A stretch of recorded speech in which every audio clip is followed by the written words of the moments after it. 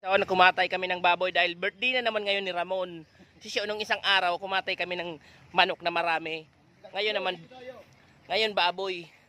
Baboy ang kakatayin natin dito. Shoutout po natin tong nakapulang sombrero. Birthday niya ngayon. Kakatay tayo ng baboy. Baboy Ramo. Ano na, gulgulan ang lamang nito so reg. Nagkatay kami guys na baboy Ramo. Papakita ko sa inyo kasi dumadami na yung baboy Ramo namin dito eh. Kailangan na namin bawasan. Oh, dito tayo sa pasok tayo dito. Kasi masyado napakarami na yung baboy Ramo namin dito. Kaya nagkatay kami.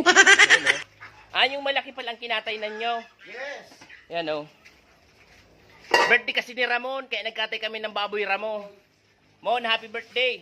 Yan. You know. Yan ang baboy Ramo. May lap kasi siya guys. Kaya lalaki ang kinatay namin, no? Ayan, no? Katay kami ng baboy Ramo ngayon. Dahil birthday ngayon ni Ramon.